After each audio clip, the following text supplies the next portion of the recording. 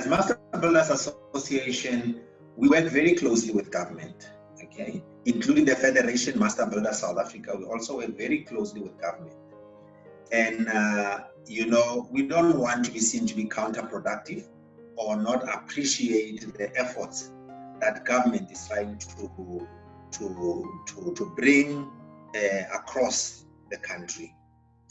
We are really appreciative of the work that has been done by our president, and we want to be seen, if anything, to be supportive to his efforts and his good intention in building or rebuilding our country.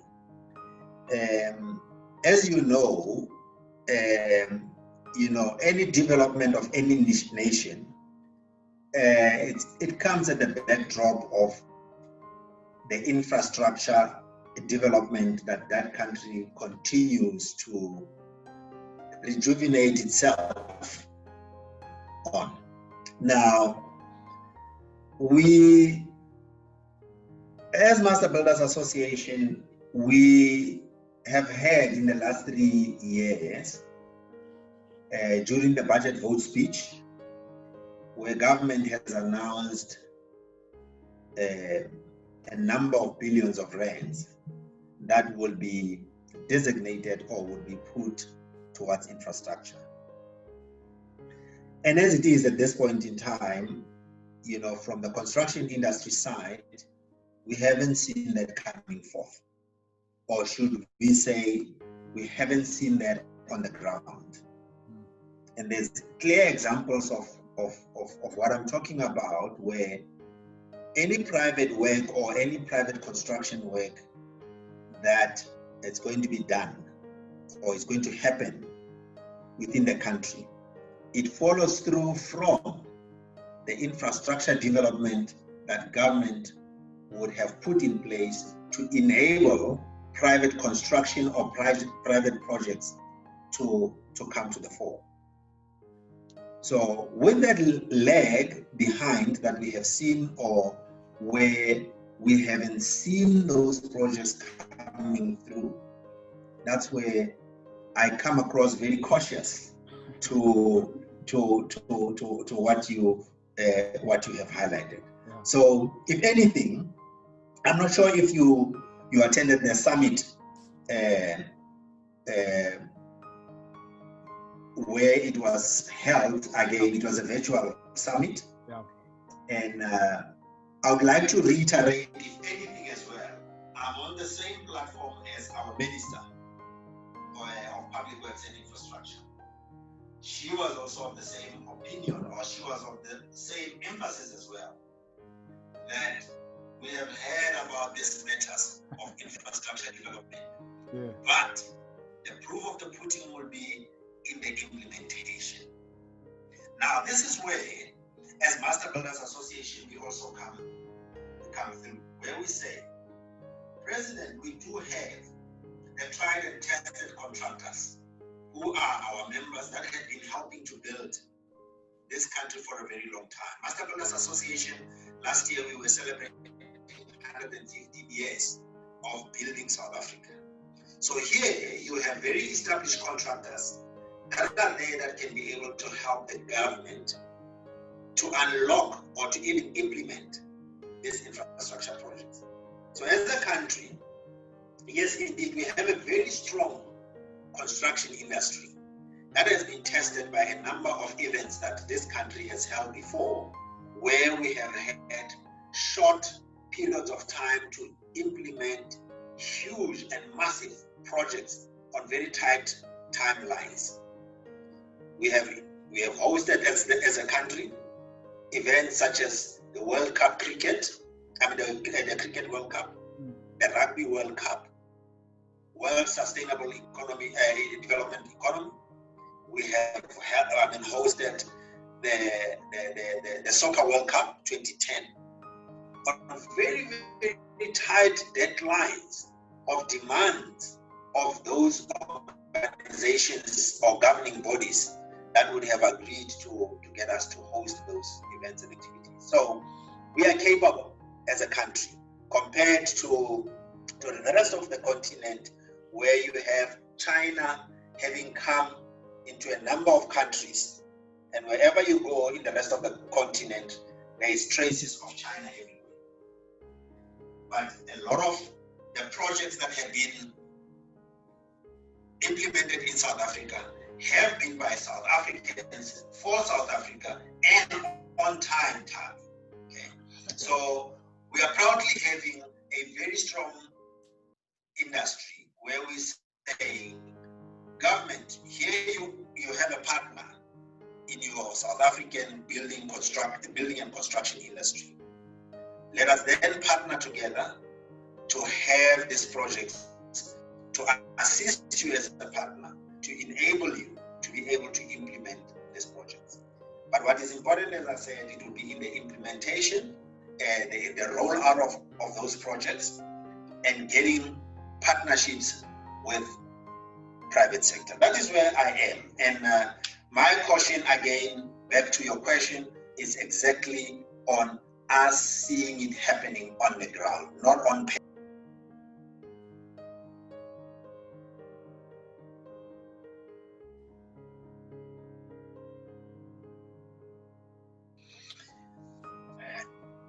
You know, we're receiving mixed messages.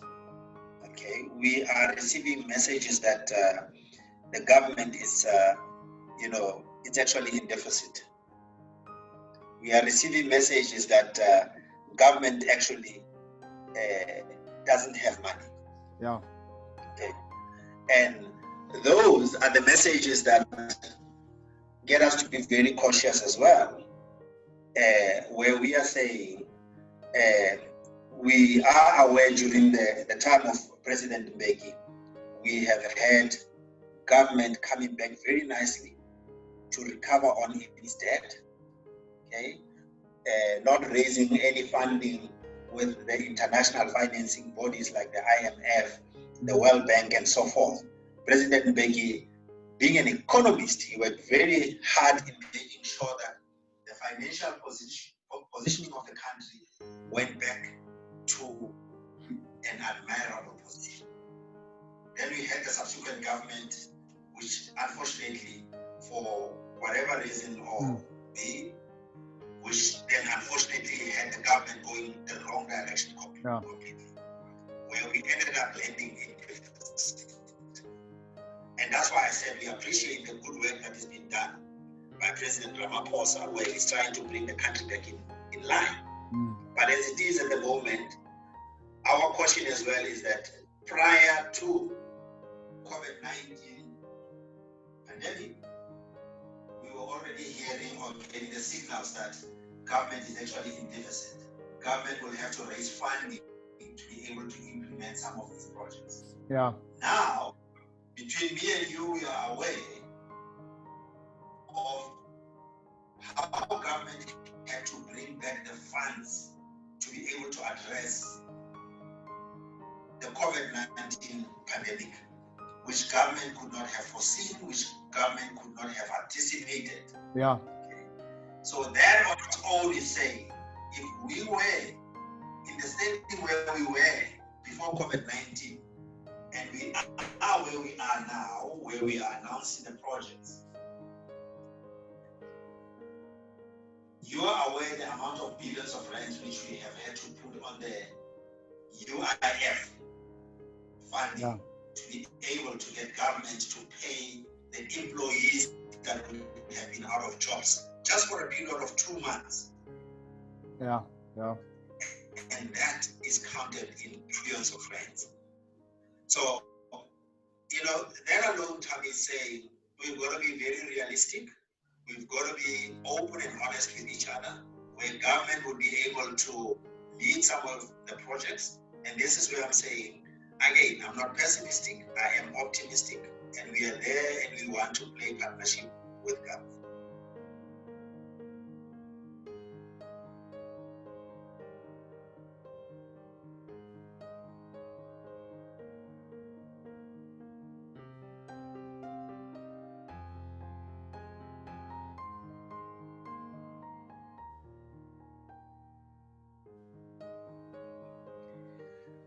Yeah, the suggestions,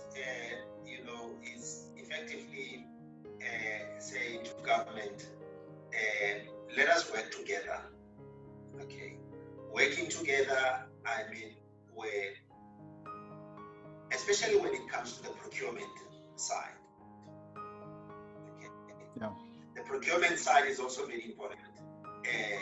You know, you can't expect public sector to be your partner, but then you dictate the terms of the implementation when public sector is to be putting money on the form.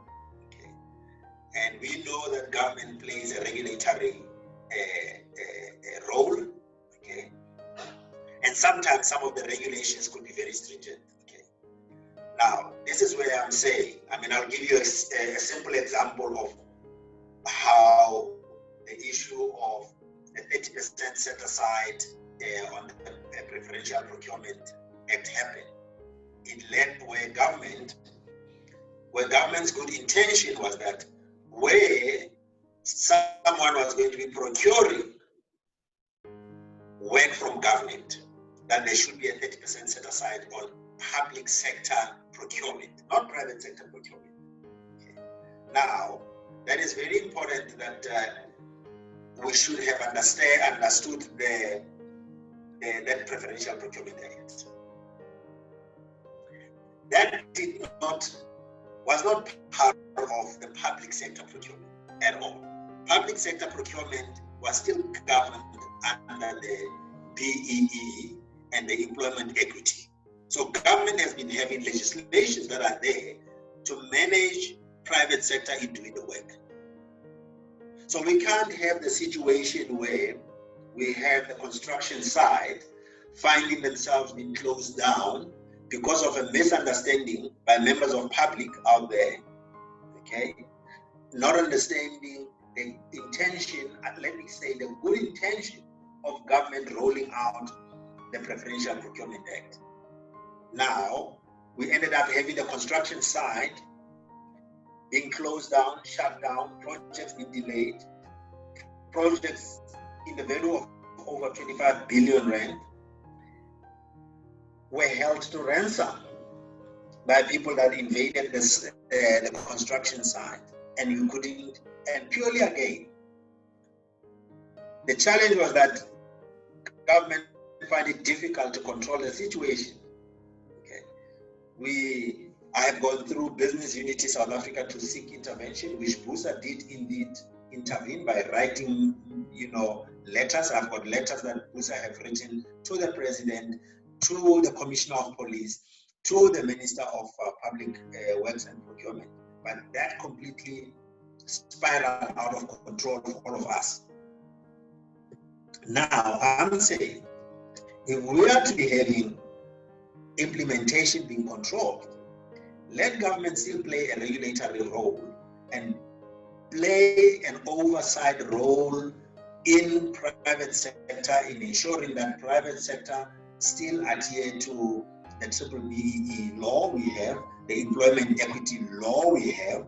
South Africa has never been a banana republic where we don't have laws, or where we have people coming and invading or doing things. We have always been having laws that governs transformation and many others. So that's another point where I'm saying, if as government you want to partner with private sector, play an oversight role on that, because he who pays the bill, who pays the bills calls the shot.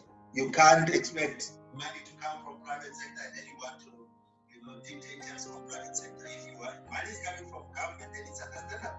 The government can call the shot on that. That's how it should be happening.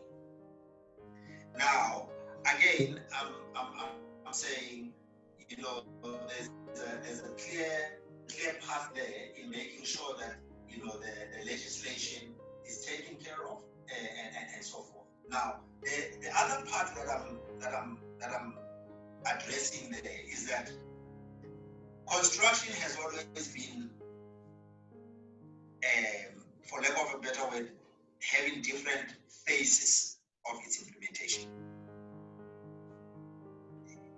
We've always had the big construction companies, of which some of them unfortunately have gone under or they have been in business rescue, and some of them, as I said, liquidation.